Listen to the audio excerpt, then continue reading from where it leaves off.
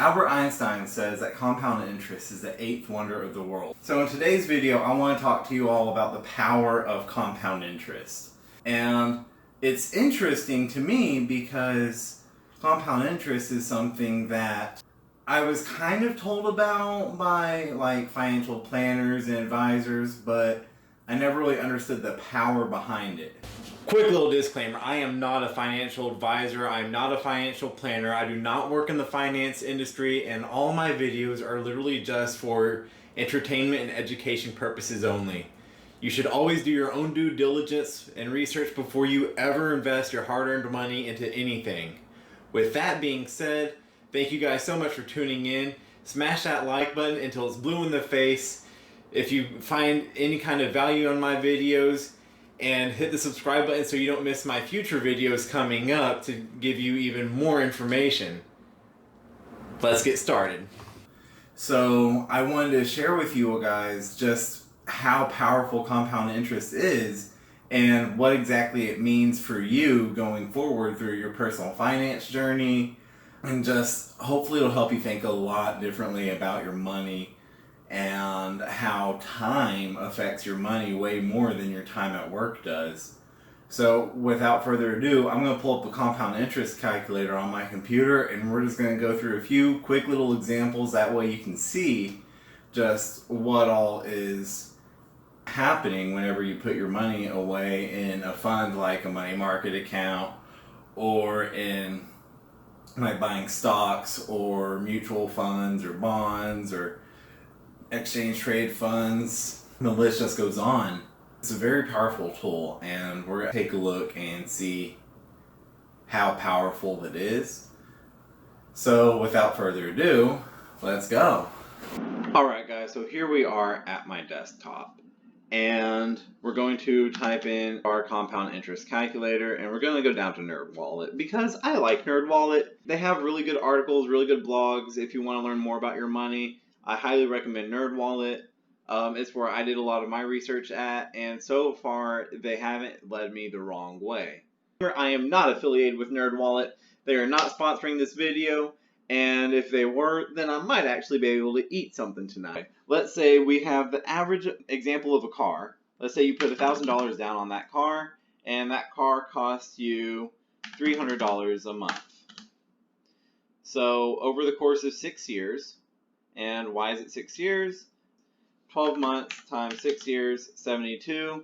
How many car payments do you usually have? Somewhere between 60 and 72. So we're just going to say 72, which is 6 years. And then let's think about that in terms of interest. Let's say you're paying that bank a 6% interest rate. So over the course of your 6 years, you've given the bank a total of $22,000. Plus the interest that you've been paying them as well over that time of $4,885 for a grand total of $27,485. Let's say that you're more like me, your credit wasn't exactly the best when you got your car, and the bank hit you real hard with that because you're just apparently the most irresponsible person in the world, in my case. So they gave me a 16% interest rate. And so over the course of 6 years, had I not paid my car off early, my total principal amount would have been $22,000 to pay off that note, but there's an additional $16,000 in interest that I would have paid them over that time. And as soon as you pay that car off, something happens to it, and you're just like, I'm tired of having to fix this car, I'm just going to go out and get a new one. We're looking at 12 years. $140,000 with that exact same interest rate and everything else. Let's drop that interest rate down to 10% because at this point the bank's like, hey, you got some credit, you got a little bit of booty behind you, let's go ahead and drop your interest rate down 6% because we care about you so much, right? Yeah, said no bank ever. But anyway, $44,000 of which is the total principal to pay off the 2 car notes, but you would have paid a total of $42,000 in interest to the bank, totaling $86,934. And this is just money that you've paid the bank over 12 years. If we add another 6 years onto there, Because how often, let's say you have a car payment and you get into a wreck or whatever, so you just continue to have a car payment all throughout your life. After 18 years, you've paid $188,000. After another 6 years, so a total of 24 years, you've paid a total of $370,000. Let's keep it at 10% because it's going to be a lot easier whenever we start talking about it in terms of like paying yourself interest. Let's add another 6 years onto there. So now we're at 30 years, $700,000. So these cars have cost you a total of $110,000 throughout your entire lifetime, and it's cost you a fortune of about $700,000.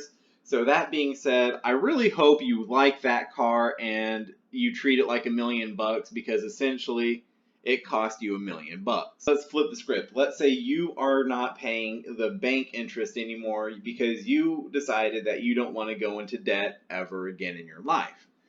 So if you don't go into debt, you're not paying other people that loaned you money that you didn't really have to buy things that you really couldn't afford.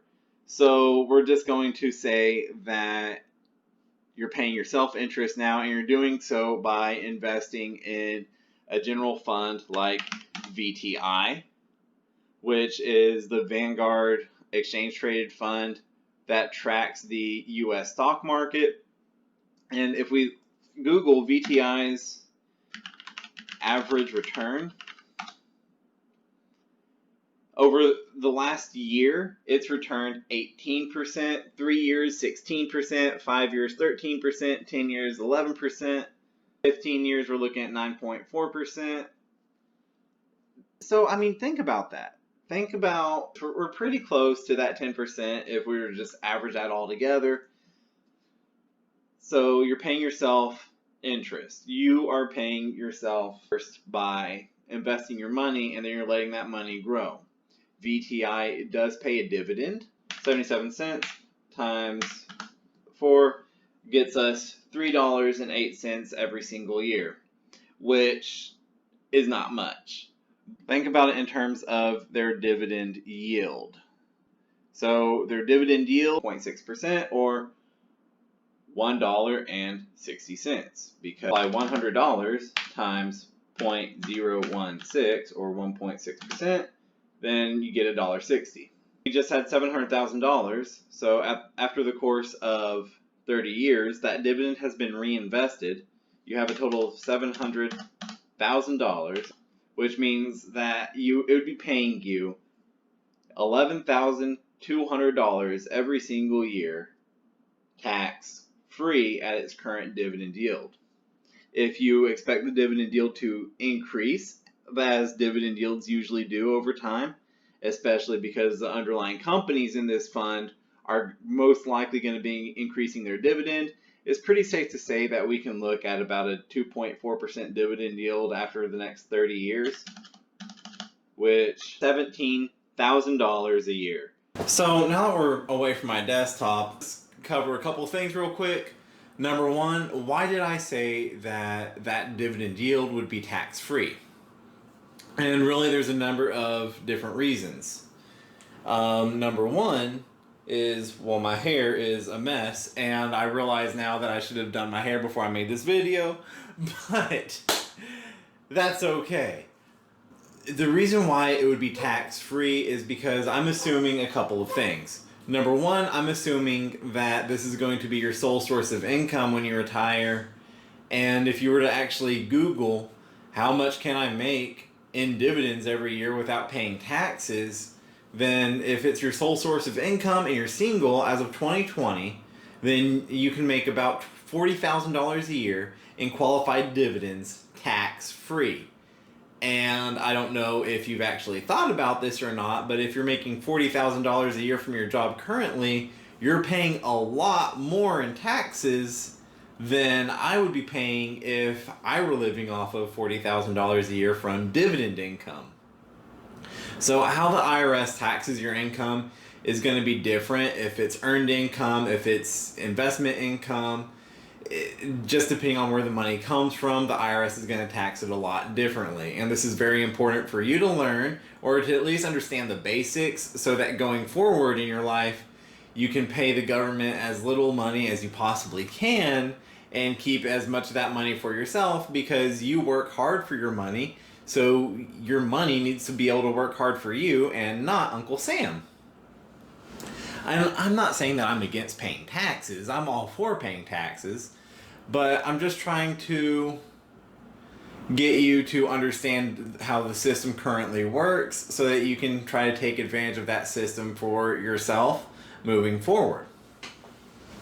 Number 2 is, why did I not just pull up an investment calculator? That way it can show you the difference between if you were to invest your money without reinvesting the dividends, or if you were to invest your money and reinvest the dividends, how big would the difference be? And I mean, I can tell you right off that reinvesting your dividends is going to be more money at the end of your retirement time frame than had you not reinvested those dividends. And I mean, the reason is because you're actually compounding your interest. So think about it like this. In the case of VTI paying a 1.7% dividend yield, how many savings accounts out there are paying you 1.7%? I mean, I have a savings account with Discover, and most recently they dropped their interest rate down to 1.1%. Because the interest rates throughout the U.S. are near zero thanks to the Roni situation, so banks aren't really paying much interest. However, companies are still paying interest. And if you diversify your money into a fund like VTI, then every $100 that you're putting into VTI, you're spreading out against multiple companies, which is kind of giving you some economic safety. And I really want you guys to use that to your advantage. The younger you are, take more advantage of compound interest. The older you are, you're kind of probably going to have to put some more money away to reach your goals, but only you know where your goals are. And how do you know how to get where you want to go if you don't know where you are currently? So, thank you guys so much for tuning in today and dealing with my horrible editing and my lack of done hair. I promise I will try to do better in the future, but I really just wanted to get this video rolled out for all of you so I can get you as much information as I possibly can. Thank you guys so much, and remember that if you never stop learning, then you will never stop earning.